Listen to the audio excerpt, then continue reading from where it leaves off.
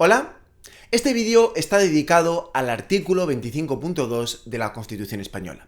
Vamos a diseccionarlo y a dividirlo en tres partes para analizar cada una de ellas con detalle.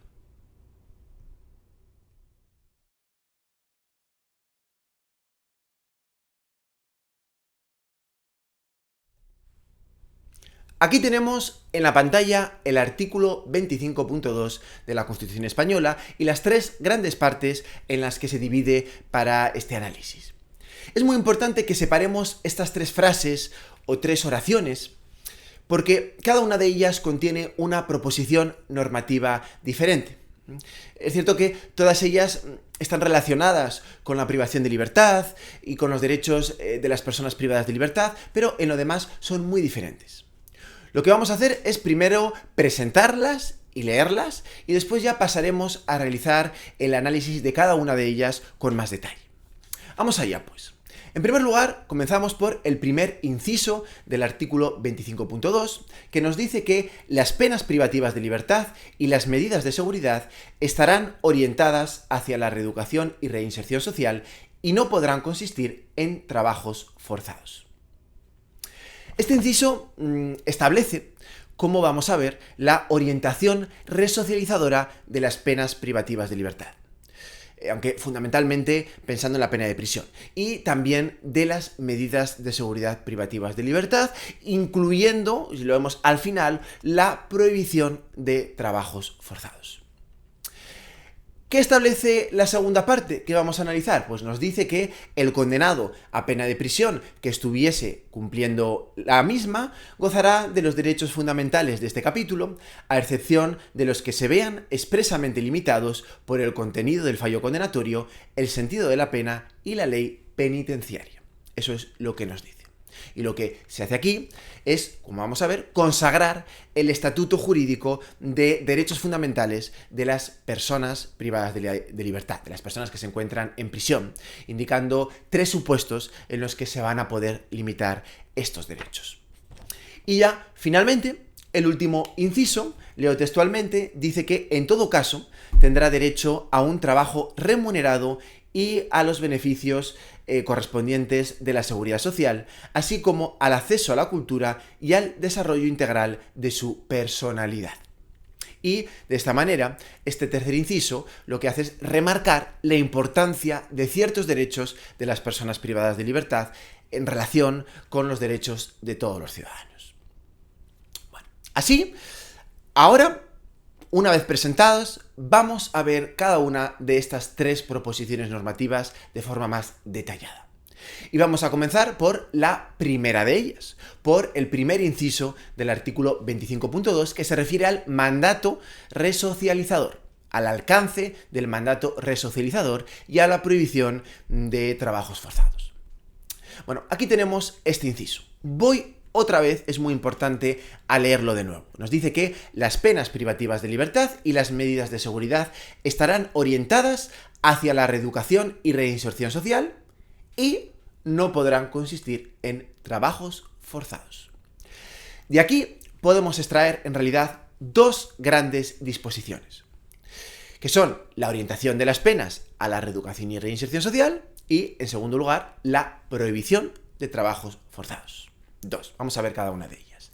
La primera es muy relevante, muy importante, porque consagra que tanto las penas privativas de libertad, de forma paradigmática vamos a decir la prisión, como las medidas de seguridad privativas de libertad, tienen que estar orientadas, es decir, deben tener como fin la reeducación y la reinserción social. Y esto es lo que se conoce como el mandato constitucional resocializador.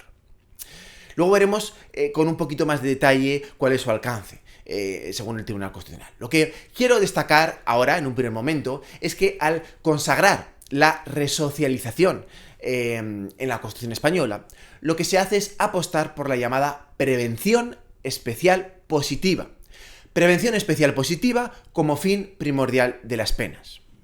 Es decir, esto quiere decir que el fin, al menos el fin prioritario de las penas, consistiría en tratar de recuperar a la persona para la sociedad. Es decir, que la persona que cometió el delito vamos a intentar a través de pues, su corrección, su enmienda, su resocialización o su reeducación, que sea capaz de llevar luego una vida sin cometer delitos y que pueda reincorporarse nuevamente a la sociedad en libertad.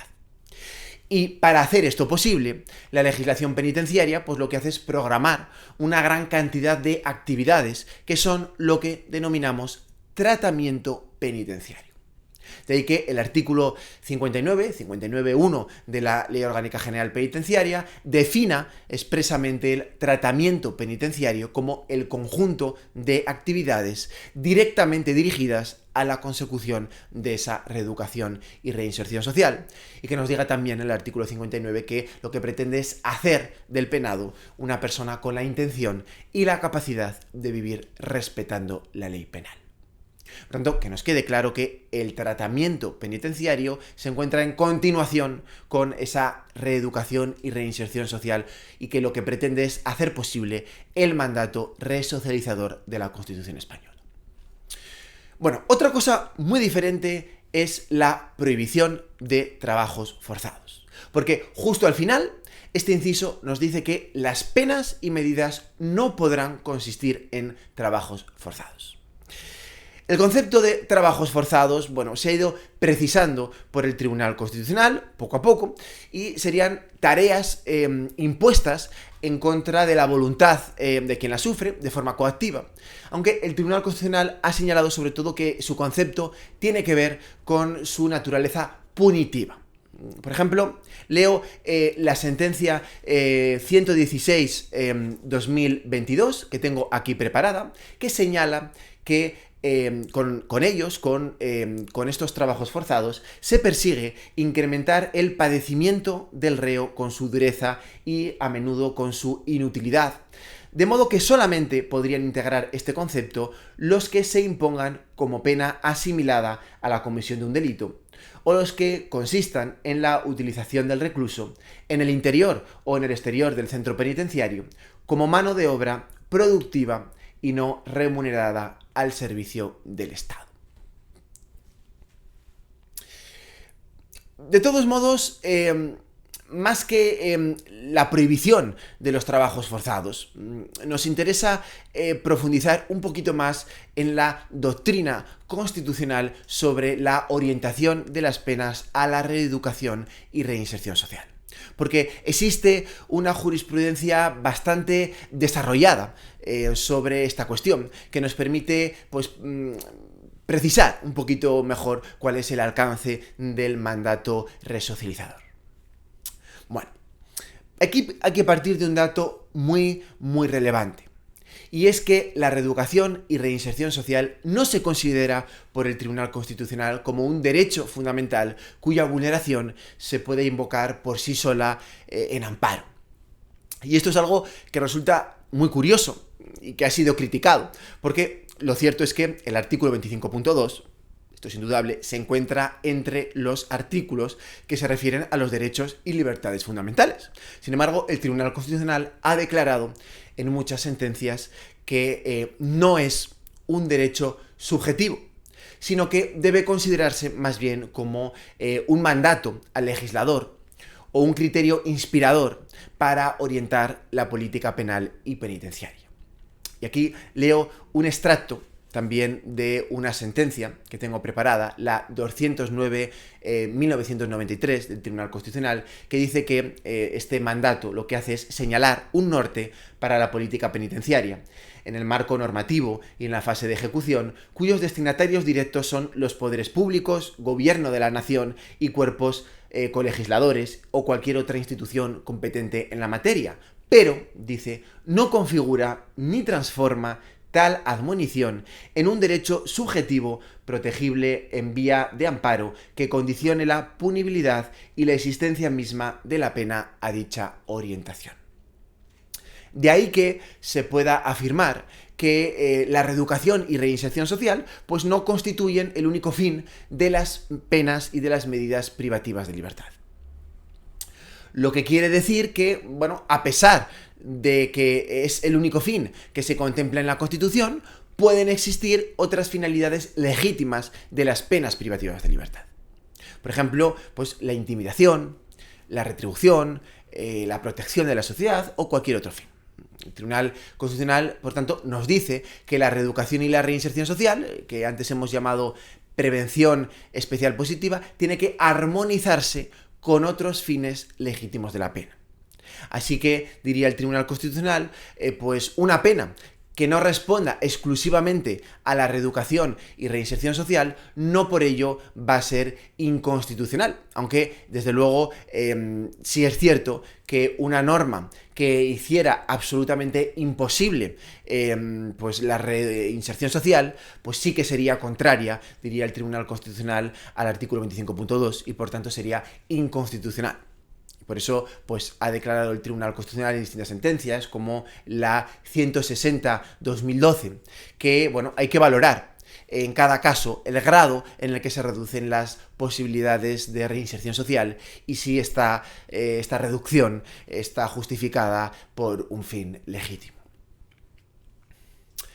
En fin, tras este rápido repaso por la jurisprudencia constitucional en lo que respecta al mandato resocializador, vamos a continuar ahora con el segundo inciso, relativo a la restricción de los derechos del condenado. Y aquí tenemos el inciso en la pantalla que vamos a leer nuevamente. Y leo, nos dice que el condenado a pena de prisión que estuviere cumpliendo la misma gozará de los derechos fundamentales de este capítulo, a excepción de los que se vean expresamente limitados por el contenido del fallo condenatorio, el sentido de la pena y la ley penitenciaria. Este inciso consagra, por tanto, el estatuto jurídico de las personas privadas de libertad en lo que respecta a sus derechos fundamentales. Y aquí pues se instituye un principio general que es el de que pues, las personas privadas de libertad van a tener todos los derechos fundamentales que reconoce la Constitución. Digo, en principio, en las mismas condiciones y sin limitaciones. Y digo, en principio. Aunque, bueno, hemos dicho pena de prisión, porque aunque la Constitución menciona expresamente condenado a pena de prisión, suele considerarse que estas disposiciones tienen que extenderse también a detenidos y presos o personas que cumplen también una medida de seguridad y por tanto que deberían extenderse este mandato a todas las personas que se encuentran privadas de libertad en los centros penitenciarios. Pero, por supuesto, como hemos dicho, esta regla general de que las personas privadas de libertad son titulares de todos los derechos fundamentales es cierta, pero tiene su excepción. Y en realidad no es una, sino que son 3 excepciones las que contempla el artículo 25.2, como vemos en la pantalla. El contenido del fallo condenatorio, el sentido de la pena y la ley penitenciaria. Vamos a verlas. En primer lugar, respecto a las limitaciones del fallo condenatorio, pues son estas limitaciones que se referirían a el propio contenido, el contenido de la condena. Pues es decir, en la sentencia se van a recoger pues unas penas, ¿no? Una determinada consecuencia jurídica. Y cuando se trata pues, de una pena de prisión, pues una duración máxima que supone un límite cuantitativo de duración de la pena. En ese sentido, pues las limitaciones del sentido de la pena son parecidas, pero se referirían más a la naturaleza de la pena o medida que se imponga. Y para eso habrá que estar a lo que dispone el Código Penal. Porque desde luego no es lo mismo pues, una medida de internamiento en un centro psiquiátrico que una pena de prisión o una pena de prisión permanente revisable. Y finalmente tendríamos las limitaciones de la ley penitenciaria. Porque, como sabemos, la Ley Orgánica General Penitenciaria puede introducir limitaciones añadidas a los derechos de los internos, que son las limitaciones propias de la privación de libertad.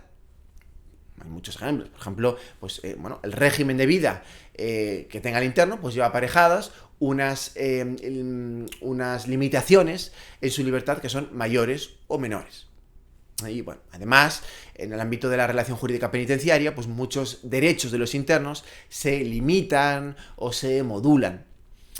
En realidad, pues todo esto pues, nos llevaría a hablar de las llamadas relaciones de sujeción especial, que digamos que están en el fondo de este tercer tipo de limitaciones, pero esta cuestión sobre las relaciones de sujeción especial las dejamos para otro vídeo porque son bastante complejas.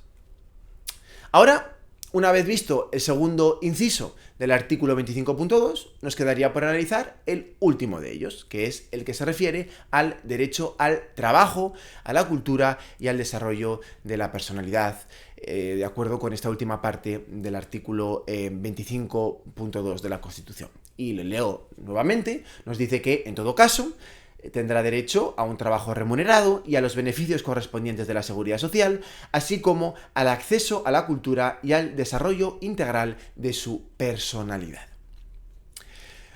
Lo que hace aquí la Constitución es consagrar expresamente ciertos derechos de las personas privadas de libertad.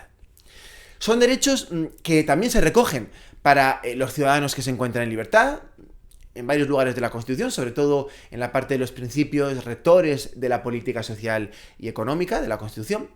Así que podemos decir que si se recogen expresamente en el artículo 25.2 junto a los derechos fundamentales, es para ponerlos en valor y para asegurar que estos derechos no van a ser limitados por el simple hecho de que las personas estén privadas de libertad. Aunque bueno, en realidad, salvo lo que se refiere al trabajo, pues existen muy pocos pronunciamientos del Tribunal Constitucional sobre esta cuestión. Bueno, de todos modos, vamos a verlos uno por uno para diferenciarlos y al menos enumerarlos. En primer lugar, sobre el derecho a un trabajo remunerado. El Tribunal Constitucional sí que ha dicho que existe un auténtico derecho de las personas privadas de libertad al trabajo remunerado en los centros penitenciarios, pero diría que se trata de un derecho de aplicación progresiva. ¿Y esto qué significa? Pues significa que solo puede exigirse como derecho cuando exista la posibilidad real de desempeñar el trabajo. Porque bueno, pues suele ocurrir en la práctica que la demanda de puestos de trabajo supera con mucho a la oferta de puestos de trabajo de la administración. Y por tanto, pues la efectividad de este derecho pues, va a quedar condicionada a los medios de los que disponga la administración en cada momento. Por lo demás, pues decir que es un trabajo que se parece al trabajo en libertad y que se desarrolla pues, en la ley orgánica y en los reglamentos específicos como una relación laboral de carácter especial. Sobre los beneficios de la seguridad social, pues bueno, las personas privadas de libertad tienen los mismos derechos y beneficios que los ciudadanos en libertad. Por tanto, se aplicará la Ley General de la Seguridad Social y las normas correspondientes y en ningún caso, pues estas personas van a poder ser privadas de estos derechos por el hecho de estar en prisión, desde luego. En lo que respecta al acceso a la cultura, pues lo mismo. De hecho, podríamos decir que incluso con mayor intensidad, porque la legislación penitenciaria contempla muchos preceptos relativos a la cultura, a la formación, a la educación de las personas privadas de libertad.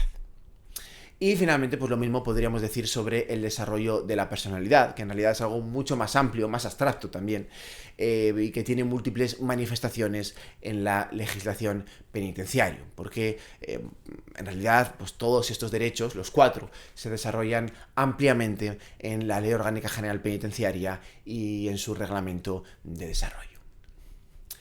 De todos modos, con esto pues terminamos este vídeo sobre el apartado segundo del artículo 25 de la Constitución Española y sus referencias al contexto penitenciario, al cumplimiento de las penas y a los derechos de las personas privadas de libertad.